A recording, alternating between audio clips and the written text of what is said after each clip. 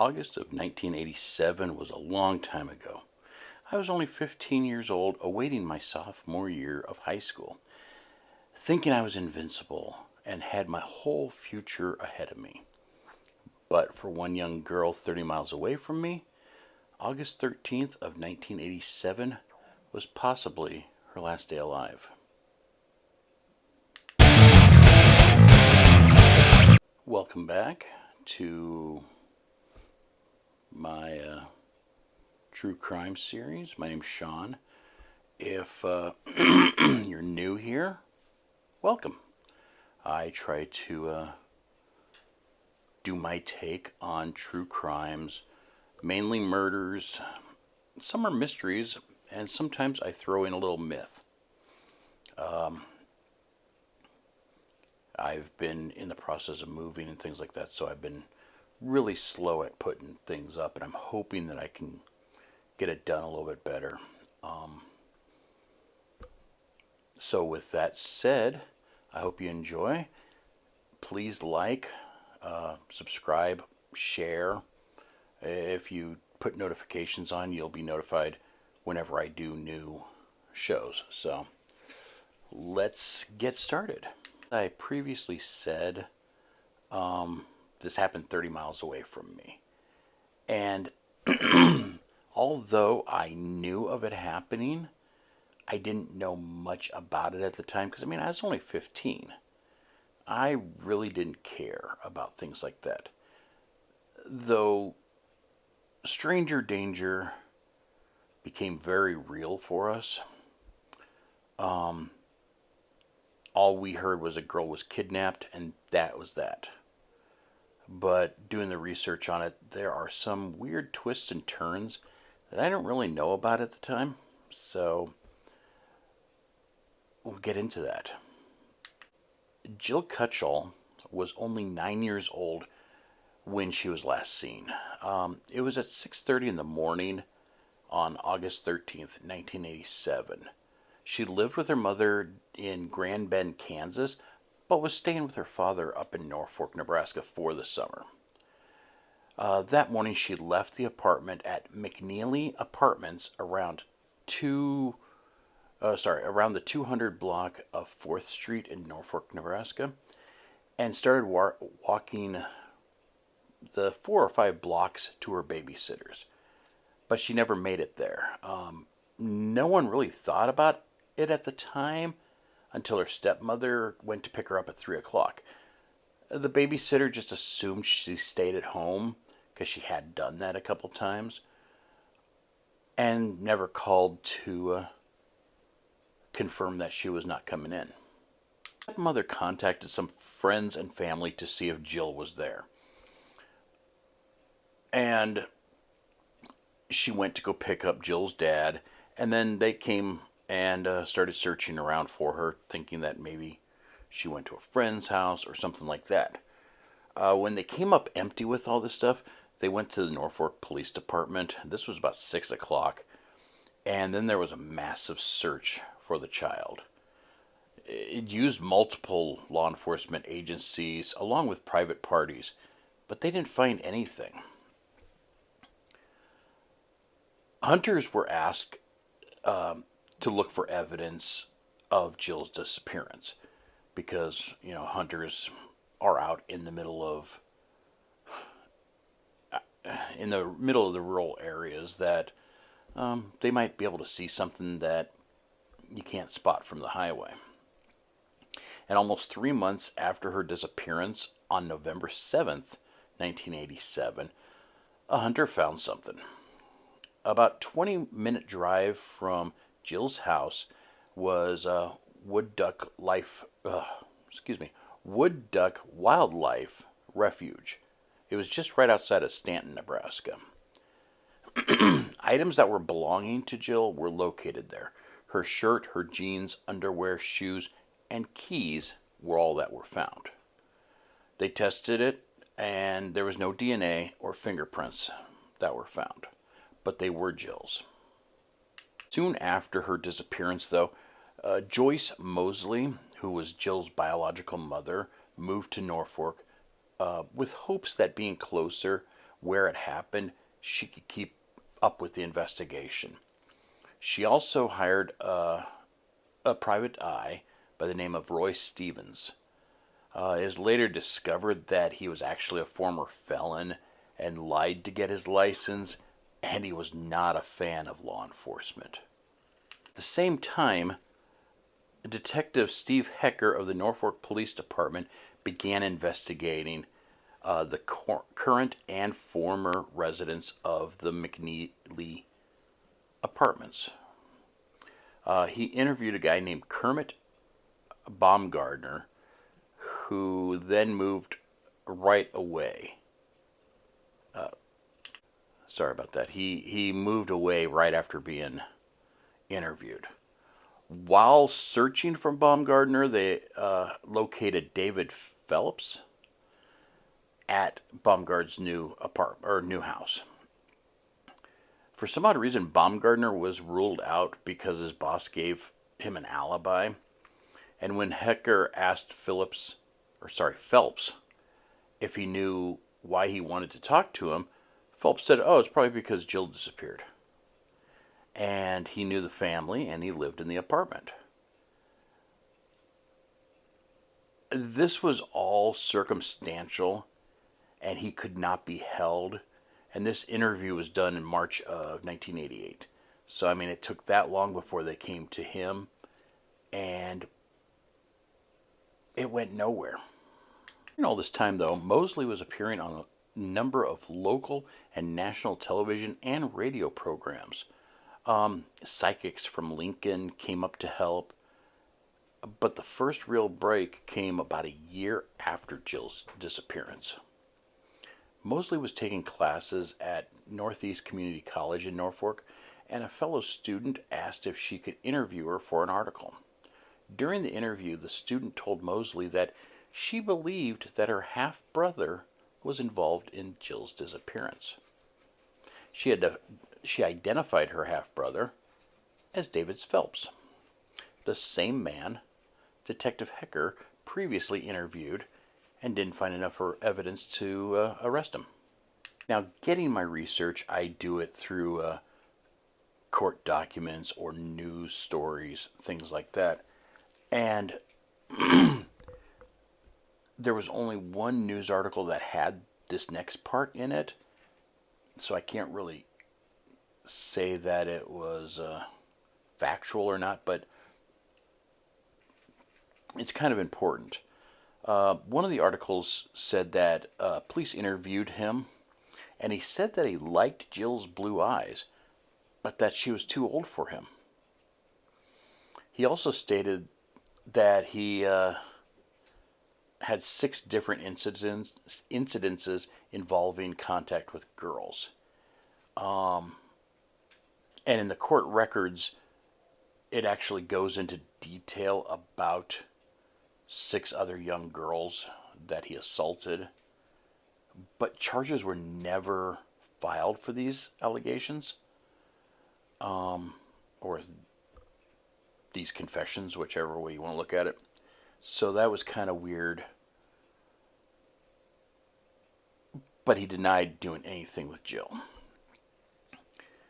But in October of 1988, Mosley's PI located Phelps, and he denied knowing who the child even was at that time.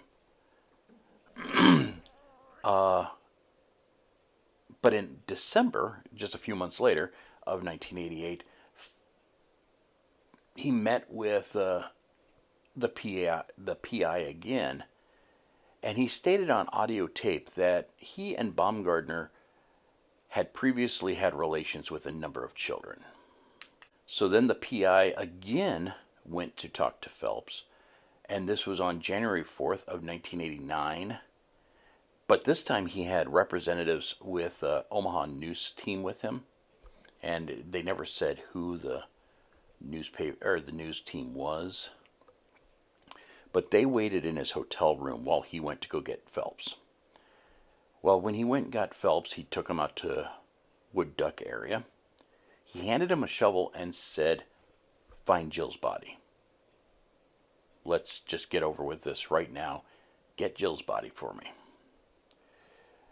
And according to the court records, he threatened Phelps, stating that he could kill him out there and nobody would find his body.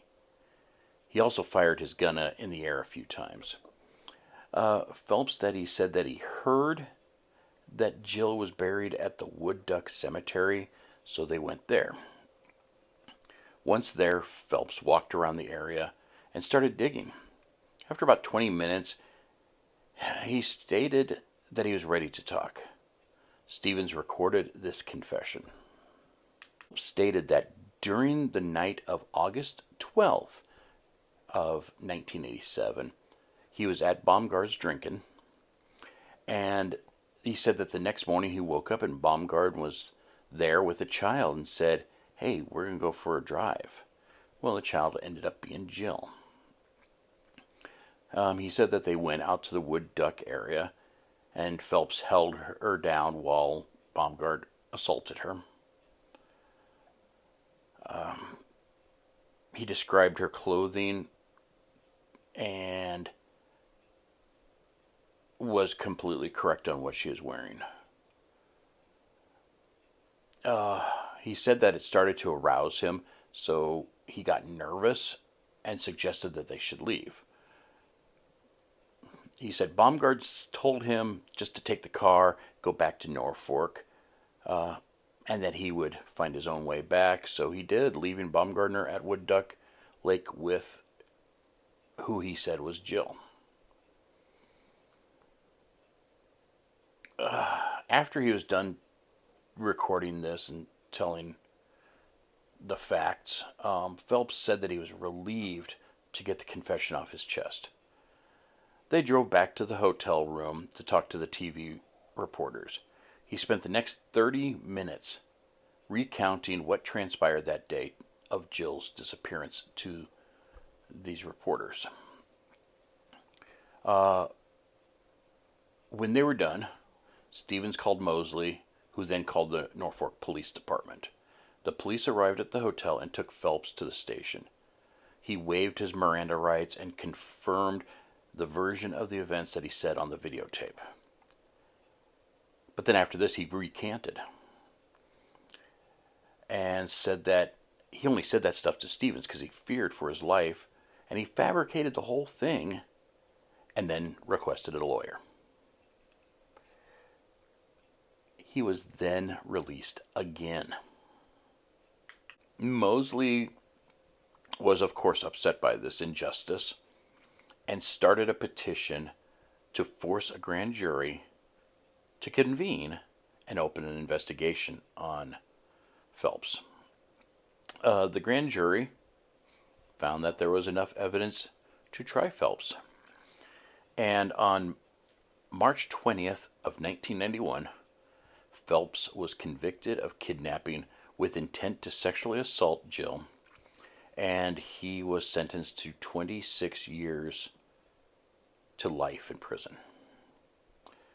He's made many attempts to overthrow the conviction, and his parole has been rejected each year, including in 2021, which was the last time it was rejected.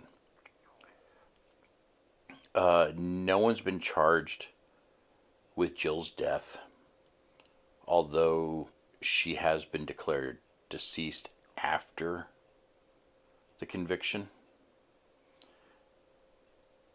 And I know I just misspoke and said that no one's been charged in her death.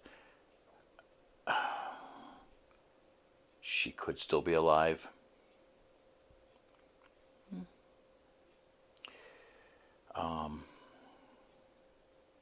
Sadly, Joyce Mosley. God, I can't speak. She died September of 2022. I mean, until her last day, she held on hopes that she would find her daughter dead or alive, but got to see neither. And that's really sad on its own. So she never got that closure.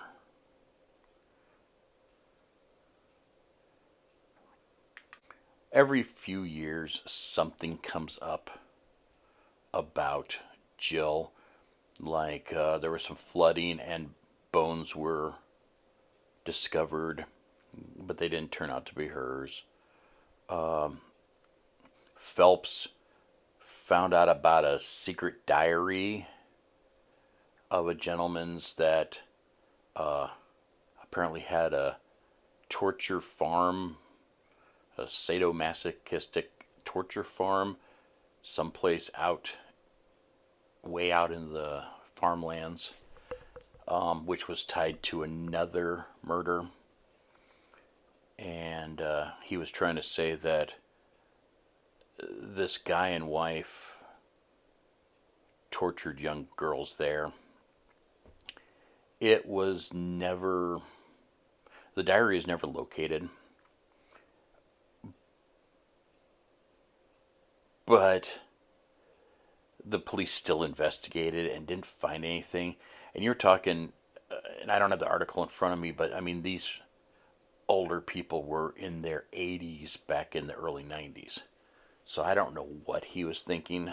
The other interesting fact, the only one, this is one of those twists that I was talking about, that they never said anything about, and probably because he was at work and had an alibi, but her dad, a few years after she went missing, he was actually convicted and went to jail for abusing a small girl.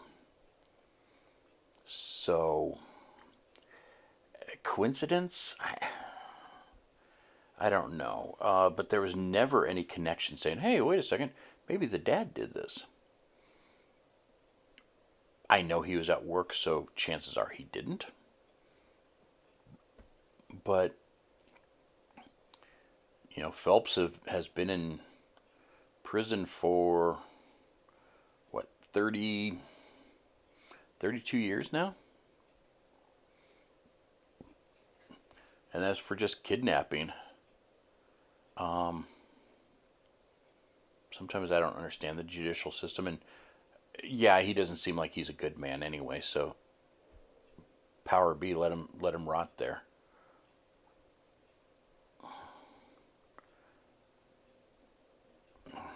Who knows? Who knows what goes through the minds of these people? You know,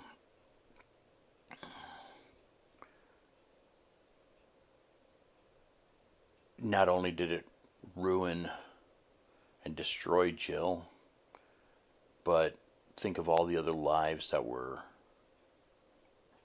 affected by this. It's really sad, and I guess I'll never understand these criminals. And doing this true crime podcast, or not podcast, but true crime videos, I'm trying to understand these people, but God, I don't. I don't know what goes through their minds. So, that being said, Jill, if you're still alive out there, come forward. Otherwise, rest easy. Joyce, I'm sorry your daughter was never found. Phelps, you can just rot there for all I care. Especially when you say that she was too old for your liking. Yeah, you deserve nothing but prison, dude. So, everyone take care of yourself, take care of others, and see you next time. Hopefully sooner than last.